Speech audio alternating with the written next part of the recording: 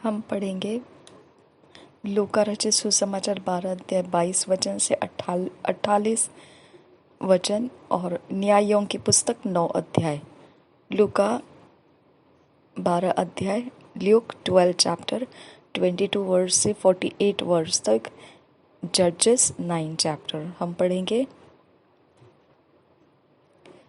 लूका 12 अध्याय 22 वचन से।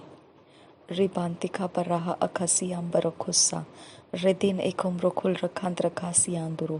Redane meketilara bahantara hasianduru. Redin एकम रखुल रहा अकातकिन बरखिल रबाहा कसियांदुरा। परमेश्वर के आत्मा वचन के कारण ही हमारे अंदर विश्वास आता है। वचन के कारण हमारे कैरेक्टर बनते हैं। वचन के कारण हमारा आत्मविश्वास बढ़ता है। वचन के कारण हम परमेश्वर को समझ सकते हैं। वचन के कारण हम अपने रास्ते सरल और सीधे बना सकते हैं। वचन के कारण हमारा सब कुछ बदल सकता है। वचन के कारण हम परमेश्वर चाहता है उस अनुसार जी सकते हैं। सब कुछ वचन में छुपा हुआ है। पवित्र आत्मा हम पर अपनी दया कर और हमें वचन से वाकिफ करा। हमें वचन के अंदर सारी मेहनत करने का अनुग्रह दे। जितना हम वचन के अंदर डाइव कर सकते हैं उतना ज़्यादा हमें डाइव करने दे, ताकि पिता परमेश्वर हम वचन के अंदर से जो खजाना है, जो मूल्यवान ऐसा समय है, इस पृथ्वी के ऊपर हम जी सके। नासरी यीशु मसीह के नाम में विनती करते हैं, सुन और कबूल कर पिता। आमीन आमीन आमीन।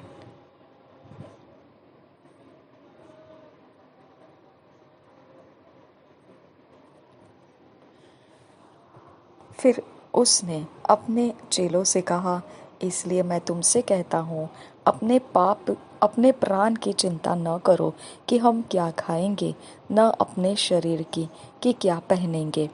क्योंकि भोजन से प्राण और वस्त्र से शरीर बढ़कर है। कौवों पर ध्यान दो, वे न बोते हैं, न काटते और उनके भंडार और न खत्ता होता है, तो भी परमेश्वर उन्हें पालता है।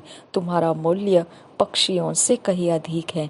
तुम में से ऐसा कौन है जो चिंता करने से अपनी अवस्था में एक घड़ी भी बढ़ा सकता है? इसलिए यदि तुम सबसे छोटा काम भी नहीं कर सकते तो और बातों के लिए क्यों चिंता करते हो? सोसनों के पेड़ों पर ध्यान करो कि वे कैसे बढ़ते हैं। वे न परिश्रम करते न काटते हैं, तो भी मैं तुमसे कहता हूँ कि सुलेमान भी अपने सारे विभव में उनमें से किसी एक के समान वस्त्र पहने हुए न था। इसलिए यदि परमेश्वर मैदान की घास को जो आज है और कल भाड़ में झोंकी जाएगी ऐसा पहनाता है, तो हे अल्पविश्वासियों, वह तुम्हें क्यों न पहनाएगा? और तुम इस बात की खोज में न रहो कि क्या खाएंगे और क्या पिएंगे, और न संदेह करो, क्योंकि संसार की जातियां इन सब वस्तुओं की खोज में रहती है, और तुम्हारा पिता जानता है कि तुम्हें इन वस्तुओं की आवश्यकता है। परंतु उसके राज्य की खोज में रहो तो ये वस्तुएं भी तुम्हें मिल जाएगी। हे छोटे झुंड, मत डर, क्योंकि तुम्हारे पिता को यह भाया है कि तुम्हें राज्य दे। अपनी संपत्ति बेचकर दान कर दो और अपने लिए ऐसे बटुए बनाओ जो पुराने नहीं होते, अर्थात स्वर्ग पर ऐसा धन इकट्ठा करो जो घटता नहीं और जिसके निकट और चोर नहीं जाता और कीड़ा नहीं बिगाड़ता, क्योंकि वह तुम्हारा धन है। वहाँ तुम्हारा मन भी जहाँ तुम्हारा धन है वहाँ तुम्हारा मन भी लगा रहेगा। तुम्हारी कमरें बंधी रहे और तुम्हारे दिए जलते रहे, और तुम उन मनुष्यों के समान बनो जो अपने स्वामी की बाट देख रहे हो कि वह ब्याह से कब लौटेगा, कि जब वह आकर द्वार खटखटाए तुरंत उसके लिए खोल दे। धन्य है वे दास जिन्हें स्वामी आकर जागते पाए। मैं तुमसे सच कहता हूँ कि वह कमर बांधकर उन्हें भोजन करने को बैठाएगा और पास आकर उनकी सेवा करेगा। यदि वह रात के दूसरे पहर या तीसरे पहर में आकर उन्हें जागते पाए तो वे दास धन्य है। परंतु तुम यह जान रखो कि यदि घर का स्वामी जानता कि चोर किस घड़ी आएगा तो जागता रहता और अपने घर में सेंध लगने न देता। तुम भी तैयार रहो, क्योंकि जिस घड़ी तुम सोचते भी नहीं उस घड़ी मनुष्य का पुत्र आ जावेगा। तब पतरस ने कहा, हे प्रभु, क्या यह दृष्टांत तू हम ही से या सबसे कहता है? प्रभु ने कहा, वह विश्वास योग्य और बुद्धिमान भंडारी और कौन है, जिसका स्वामी उसे नौकर चाकरों पर सरदार ठहराए कि उन्हें समय पर सीधा दे। धन्य है वह दास जिसे उसका स्वामी आकर ऐसा ही करते पाए। मैं तुमसे सच कहता हूँ, वह उसे अपनी सब संपत्ति पर सरदार ठहराएगा। परंतु यदि वह दास सोचने लगे कि मेरा स्वामी आने में देर कर रहा है और दासों और दासियों मारने पीटने और खाने पीने और पियक्कड़ होने लगे, तो उस दास का स्वामी ऐसे दिन कि वह उसकी बाट जोहता न रहे और ऐसी घड़ी जिसे वह जानता न हो आएगा और उसे भारी ताड़ना देकर उसका भाग अविश्वासियों के साथ ठहराएगा। और वह दास जो अपने स्वामी की इच्छा जानता था और तैयार न रहा और न उसकी इच्छा के अनुसार चला, बहुत मार खाएगा। परंतु जो नहीं जानकर मार खाने के योग्य काम करे वह थोड़ी मार खाएगा। इसलिए जिसे बहुत दिया गया है उससे बहुत मांगा जाएगा, और जिसे बहुत सौंपा गया है उससे बहुत मांगेंगे। Thank you Jesus. धन्यवाद करते हैं पिता परमेश्वर, आपने हमारी सहायता करनी है। पवित्र आत्मा, ये वचन हमारे जहन में रुके रहना चाहिए। ये वचन हमारे से अलग नहीं होना है। ये वचन हमारे मन को पूरी तरह से भिगो दे। ये हमारे मन के अंदर की कटुता, हमारे मन के अंदर का ढीठपन खत्म करने दे। जो वचन कहता है उसके आधार से हमें झुकने दे, नम्र होने दे। दुष्ट दास की तरह हमारा मन बिगड़ा हुआ मत रहने दे। प्रभु यीशु, तेरा आगमन बहुत निकट है, इसके लिए हम आपसे विनती करते हैं, हमारी मदद करो प्रभु यीशु। जो भी हम खो चुके हैं, जो भी हमारा बिगड़ चुका है, जहाँ भी हम गिर चुके हैं, उस हालात से हमको उठा लीजिए और हमें माफ़ कर दीजिए। हमें आपके पीछे चलने के लिए सहायता कीजिए। हमें पिता परमेश्वर वो अधर्म, वो पाप, वो पिता बेमतलब के विवादों से आज़ाद कर दीजिए। बेमतलब के तनावों में से हमको आज़ाद कीजिए।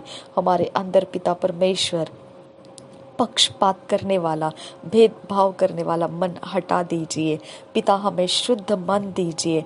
हमें परमेश्वर पिता तेरे राज्य के लिए लोगों को जोड़ना सिखाइए, तोड़ना नहीं। मेरे पिता परमेश्वर, हमारा रास्ता आज़ाद करो। हमारे रास्ते के काम सरल और सीधे मार्ग से लेकर चलो। पिता परमेश्वर, पवित्र आत्मा, हमारे मन को बदल दो। हमारे मन को गंदे कामों से छुड़ाओ। हमारे मन को अशुद्ध कामों से छुड़ाओ। हमारा मन वो बातों को सोचे जिससे परमेश्वर की महिमा हो सकती है। हमारा मन वो रास्तों को चलने दे जिससे परमेश्वर चलाना चाहता है। हमारा मन भटकने मत दीजिए। हमारे मन को कोई कैद करके अशुद्ध कामों के पीछे लेकर जाने मत दीजिए। हमारा शरीर, हमारा प्राण, हमारा आत्मा परमेश्वर हम आपके सामने रखते हैं। हमें शुद्ध और पवित्र कीजिए। आपके लहू की ताकत है कि हम शुद्ध और पवित्र हो सकते हैं। आपके पवित्र आत्मा की आग है जो सब कुछ जो अशुद्ध और अधर्म और दुष्टता का है वो भस्म कर सकता है। हम पर उतर कर आइए प्रभु यीशु। हम पर पवित्र आत्मा की आग को भेजिए। हमारे सारे शरीर, प्राण, आत्मा में डिपॉजिट किए हुए शैतान के काम खत्म कीजिए जो तेरे राज्य के लिए शोभा नहीं देते हैं। ऐसे सारे गिरावट के काम, नाशवंत होने वाले काम हमसे छुड़वा दीजिए। हमारा मन अविनाशी मार्ग पर लगाइए। विनती करते हैं पिता, हमें दुष्ट दास की तरह और चिंता करने वाले व्यक्तियों की तरह मत होने दीजिए। पिता परमेश्वर, हम विश्वास की जंग को पढ़ लिए हैं इब्रानियों के पत्री में से। हमारी विश्वास की जंग को धीरज के साथ चलने वाला अनुग्रह हमको दीजिए पिता। हम विनती करते हैं पिता, हम पिता व्यर्थ जाने वाला समय, व्यर्थ जाने वाली शक्ति में ना चले, व्यर्थ जाने वाले अवसरों में पिता हम ना चले। पिता परमेश्वर, हम आपसे विनती करते हैं, हमको आप छू लीजिए पवित्र आत्मा, हमारे मन को छू लीजिए, हमारे तन सोच विचार कल्पनाओं को छू लीजिए, हमको जीवित कीजिए। उन मुर्दों के हालातों में से हमको बाहर लाइए जिसके अंदर तेरी महिमा नहीं है, जिसके अंदर दुष्ट दास का चरित्र हम जीते हैं, जिसके अंदर पिता अविश्वासी मन के साथ हम जीते हैं, जिसके अंदर हम चिंताग्रस्त होते हैं। आबा फादर गॉड, उस मरे हुए मुर्दों के कामों में से हमको आजाद कीजिए पिता। हमारे पिता परमेश्वर, विश्वास को ज्वलंत कीजिए, जीवित कीजिए और एक बार अवसर दीजिए हमको कि हम आपका काम पूरा कर सके। नासरी यीशु मसीह के नाम में पिता, हमारे मन को आप पिता आजाद करो, बंदवाई में से, कैद में से आजाद करो। हम आपको लेकर चलना चाहते हैं पिता, आप हमारी ताकत और बल हो खुदा। हम आपको कंटेन किए हैं हमारे अंदर खुदा, हम आपको लेकर चलना चाहते हैं। हमारे पैरों में आप समा जाइए, हमारे हाथों में आप समा जाइए, हमारे बॉडी में आप समा जाइए, हमारे सिर में, बालों में, हमारे रूप रंग में आप समा जाइए। आप काम कीजिए हमारे अंदर परमेश्वर। पवित्र आत्मा, आप काम करो हमारे अंदर। हम अपवित्र अशुद्धता के लिए ना रहे, हम दुष्ट दास बने हुए ना रहे, हम चिंता के नीचे दबे हुए ना रहे, हम अविश्वास के जीवन में जीने वाले ना रहे। हमारा सब कुछ बदल दो खुदा, हमारा सब कुछ बदल दो। आप में शक्ति है पवित्र आत्मा हमें बदलने की। हमको बदल दो पवित्र आत्मा, हमको खोल दो पवित्र आत्मा, हमको खोल दो पवित्र आत्मा, हमको उन शक्तियों के कब्जे में से खुलवा दो खुदा, जो शक्ति हमारे हिस्सों को कब्जा कर रखी है। उन कब्जों को तोड़कर हमको खुलवा दो खुदा, हमको झूठ की ताकतों में से खुलवा दो, हमको पाप की ताकत में से खुलवा दो, हमको व्यभिचार के ताकत में से खुलवा दो, हमको झूठ बोलने वाली ताकत में से खुलवा दो, हमें रगड़े झगड़े करने वाली ताकतों से खुलवा दो, हमें पिता फालतू के विवाद करने वाले पिता शक्तियों में से हमको खुलवा दो। हमें चोट पहुंचे हुए मन के अंदर जो भी दुष्टता भरी है, उस दुष्टता और चोट में से हमको खुलवा दो। हम पिता परमेश्वर खुलकर आपके सेवा में उतरने के लिए हमारी मदद करो। हमारे बंधन खोल दो खुदा, हमारे बंधन को तोड़कर हमें आजाद करो पिता। हम खुदा परमेश्वर आपके कहलाए जाए, हम आपके पवित्र आत्मा के द्वारा सिखाए हुए और चलाए हुए हम कहलाए जाए। परमेश्वर की सृष्टि हम कहलाए जाए, हम परमेश्वर के अधीन रहने वाले कहलाए जाए। हमको देखकर लोग परमेश्वर के संतान पहचान सके। हम परमेश्वर के गुणों से भरपूर होकर चले, हम परमेश्वर के दया और अनुग्रह को अपने अंदर समेट कर चले। तूने कहा तू शत्रुओं से प्रेम कर और जो तुझे सताते हैं उनके लिए तू प्रार्थना कर। हम परमेश्वर, हमें बांधने वाले, हम पर दुष्टता व्यक्त करने वालों को पिता परमेश्वर अपना प्रेम, जो पापों की माफ़ी तूने हमसे परमेश्वर ऐसा ही प्रेम जताया, वही प्रेम हम आप परमेश्वर पिता उनके लिए जताते हैं। उन्होंने हमें जो अधर्म और अशुद्धता के कामों में खुदा हमको ढकेल कर पिता हमारा बल छीन लिया है, हम उसके अंदर पिता परमेश्वर बाहर निकल कर उनको माफ़ कर रहे हैं। मेरे पिता परमेश्वर, हम उनको माफ़ कर रहे हैं। हम जैसा तूने हमसे प्यार किया है वैसा हम उनको माफ़ी के द्वारा हम तेरा प्रेम रिलीज करते हैं। Thank you Jesus Christ. मेरे पिता परमेश्वर, हम अच्छा सामरी बनने के लिए हमारी मदद करो पिता, हम दया के काम कर सके, हम अनुग्रह के अधीन रहकर अनुग्रह से पिता आपने सौंपे हुए पिता लोगों को हम संभाल सके, आपने दिए हुए जिम्मेदारियों को पूरा कर सके। आपके दया के अनुग्रह के मन के साथ खुदा हम परमेश्वर आपके कामों में पिता हर पल, हर दिन, हर रोज़ पिता आगे बढ़ते जाए। हमारा अनुग्रह आप परमेश्वर, हमारी चिंताओं को पूरा करके देने वाला आप परमेश्वर, हमारे डर को मिटाने वाला आप परमेश्वर, हमारे विश्वास को तेज करने वाला आप परमेश्वर हो। धन्यवाद मेरे खुदा परमेश्वर, हम जीवित बलिदान होकर आपके सामने खड़े हैं खुदा। हमारा अंग अंग, हमारे प्राण का हिस्सा हिस्सा, हमारे आत्मा का सारा संपूर्णता तेरे सामने हम चढ़ा देते हैं, तुझे अर्पण कर देते हैं। पवित्र आत्मा घर कर हमारे अंदर, हमारे सारे माहौल में, जो हम यूज़ करते सारी चीज़ों में, हमारे समयों में, हमारे फाइनेंस में, रिश्तों में, हमारे सारे सारे व्यवहारों में आप मौजूद हो, इसके लिए धन्यवाद करते हैं। सारा सब कुछ आपको देकर महिमा आप ही को देते हैं परमेश्वर। नासरी यीशु मसीह के नाम में विनती करते हैं, हमें फिट एंड फिक्स कीजिए इन वचनों में, ईश्वरीय रचना डिवाइन ऑर्डरलीनेस में लेकर आइए। नासरी यीशु मसीह के नाम में विनती करते हैं, सुन और कबूल कर मेरे पिता। आमीन आमीन आमीन। न्यायों की पुस्तक 9 अध्याय हम पढ़ेंगे।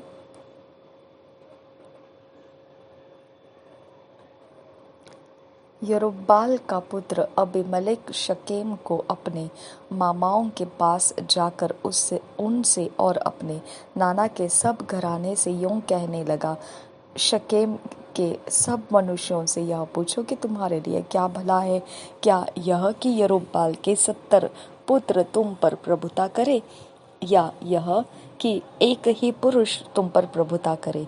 और यह भी स्मरण रखो कि मैं तुम्हारा हाड़ मांस हूँ। तब उसके मामाओं ने शकेम के सब मनुष्यों में से ऐसी ही बातें कही, और उन्होंने यह सोचकर कि अबीमेलेक तो हमारा भाई है, अपना मन उसके पीछे लगा दिया। तब उन्होंने बाल बरीत के मंदिर में से 70 टुकड़े रूपी उसको दिए, और उन्हें लगाकर अबीमेलेक ने नीचे और लुच्चे जन रख लिए जो उसके पीछे हो लिए। तब उसने ओप्रा में अपने पिता के घर जाके अपने भाइयों को, जो यरूब्बाल के 70 पुत्र थे, एक ही पत्थर पर घात किया। परंतु यरूब्बाल का योताम नाम लहुरा पुत्र छिपकर बच गया। तब शकेम के सब मनुष्यों और बेतमिल्लो के सब लोगों ने इकट्ठे होकर शकेम के खंबे के से पास वाले बांज वृक्ष के पास अबीमेलेक को राजा बनाया। इसका समाचार सुनकर योताम गरिज्जिम पहाड़ की चोटी पर आकर खड़ा हुआ और ऊंचे स्वर से पुकार कहने लगा, हे शकेम के मनुष्यों, मेरी सुनो, इसलिए कि परमेश्वर तुम्हारी सुने। किसी युग में वृक्ष किसी का अभिषेक करके अपने ऊपर राजा ठहराने को चले। तब उन्होंने जलपाई के वृक्ष से कहा, तू हम पर राज्य कर। तब जलपाई के वृक्ष ने कहा, क्या मैं अपनी उस चिकनाहट को छोड़कर, जिससे लोग परमेश्वर और मनुष्य दोनों का आदर माना करते हैं, वृक्षों का अधिकारी होकर इधर उधर झेलने को चलूं? तब वृक्षों ने अंजीर के वृक्ष से कहा, तू आकर हम पर राज्य कर। अंजीर के वृक्ष ने उनसे कहा, क्या मैं अपने मीठेपन और अपने अच्छे अच्छे फलों को छोड़ वृक्षों का अधिकारी होकर इधर उधर डोलने को चलूं?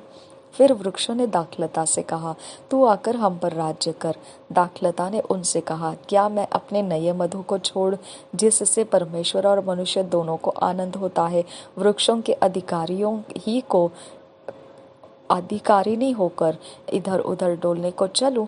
तब सब वृक्षों ने झड़बेरी से कहा, तू आकर हम पर राज्य कर।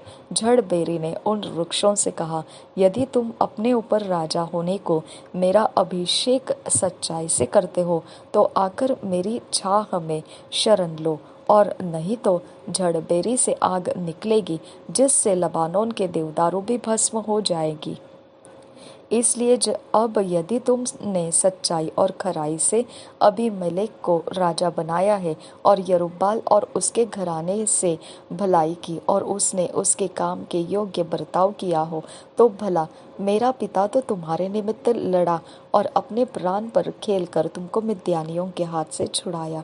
परंतु तुमने आज मेरे पिता के घराने के विरुद्ध उठकर बलवा किया, और उसके 70 पुत्र एक ही पत्थर पर घात किए, और उसके लौंडे के पुत्र अबीमेलेक को इसलिए शकेम के मनुष्यों के ऊपर राजा बनाया है कि वह तुम्हारा भाई है।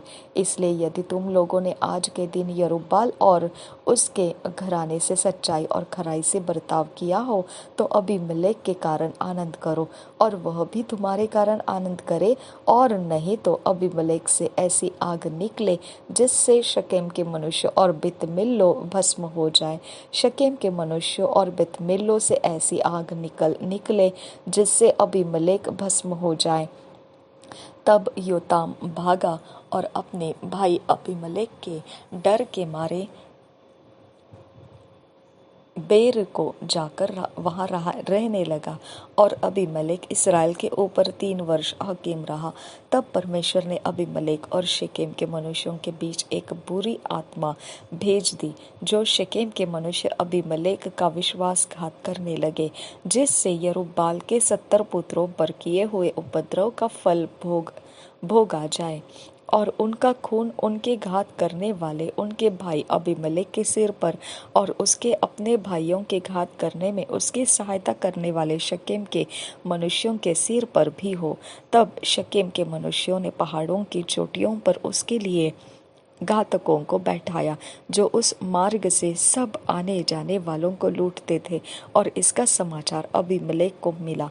तब एबेद का पुत्र गाल अपने भाइयों समेत शकेम में आया, और शकेम के मनुष्यों ने उसका भरोसा किया, और उन्होंने मैदान में जाकर अपनी अपनी दाख की बारियों के फल तोड़े और उनका रस रौंदा, और स्तुति का बलिदान कर अपने देवता के मंदिर में जाकर खाने पीने और अबीमेलेक को कोसने लगे।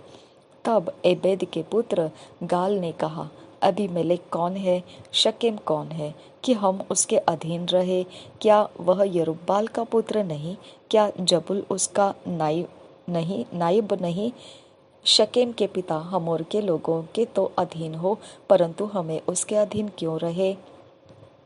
और यह प्रजा मेरे वश में होती हो, क्या ही भला होता। तब तो मैं अबीमेलेक को दूर करता। फिर उसने अबीमेलेक से कहा, अपनी सेना की गिनती बढ़ाकर निकल आ।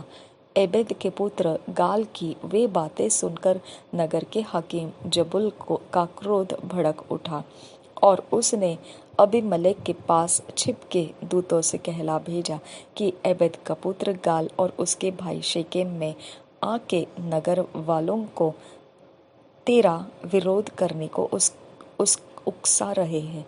इसलिए तू अपने संग वालों समेत रात को उठकर मैदान में घात लगा।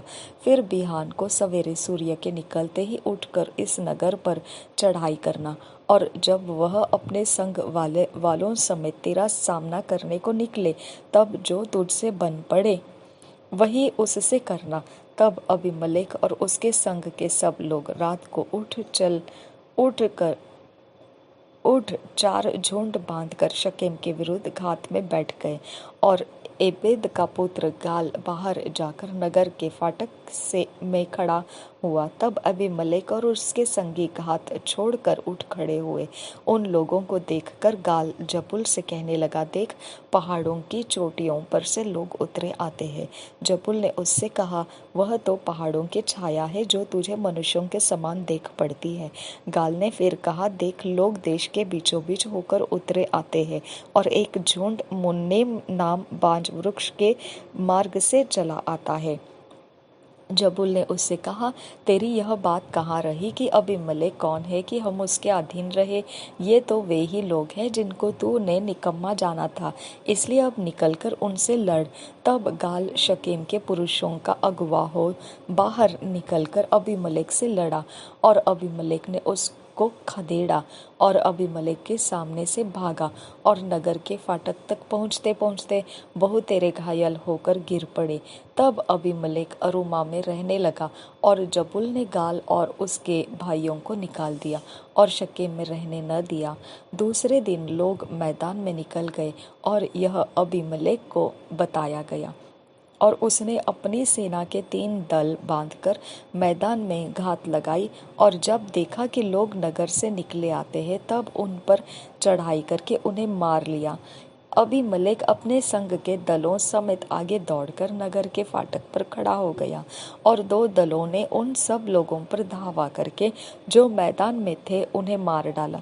उसी दिन अबीमेलेक ने नगर से दिन भर लड़कर उसको ले दिया और उसके लोगों को घात करके नगर को ढा दिया और उस पर नमक छिड़कवा दिया। वह यह सुनकर शकेम के गुम्मट के सब रहने वाले एलबरीत के मंदिर के गढ़ में जा घुसे। जब अबीमेलेक को यह समाचार मिला कि शकेम के गुम्मट के सब मनुष्य इकट्ठे हुए हैं, तब वह अपने सब संगियों समेत सल्मोन नाम पहाड़ पर चढ़ गया और हाथ में कुल्हाड़ी ले पेड़ों में से एक डाली काटी और उसे उठाकर अपने कंधे पर रख ली और अपने संग वालों से कहा कि जैसा तुमने मुझे करते देखा वैसा ही तुम भी झटपट करो। तब उन सब लोगों ने भी एक एक डाली काट ली और अबीमेलेक के पीछे हो उनको गढ़ पर डालकर गढ़ में आग लगाई। तब शकेम के गुम्मट के सब स्त्री पुरुष जो अटकल 1000 थे मर गए। तब अबीमेलेक ने तेबेस को जाकर उसके सामने डेरे खड़े करके उसको ले लिया, परंतु एक नगर के बीच एक दृढ़ गुम्मट था, सो क्या स्त्री पुरुष नगर के सब लोग भागकर उसमें घुसे और उसे बंद करके गुम्मट की छत पर चढ़ गए। तब अबीमेलेक गुम्मट के निकट जाकर उसके विरुद्ध लड़ने लगा और गुम्मट के द्वार तक गया कि उसमें आग लगाए। तब किसी स्त्री ने चली के ऊपर का पाट अबीमेलेक के सिर पर डाल दिया और उसकी खोपड़ी फट गई। तब उसने फट अपने हथियारों के ढोने वाले जवान को बुलाकर कहा, अपनी तलवार खींचकर मुझे मार डाल, ऐसा न हो कि लोग मेरे विषय में कहने पाए कि उसको एक स्त्री ने घात किया। तब उसके जवान ने तलवार भोंक दी और वह मर गया। यह देखकर कि अबीमेलेक मर गया है, इस्राएली अपने अपने स्थान को चले गए।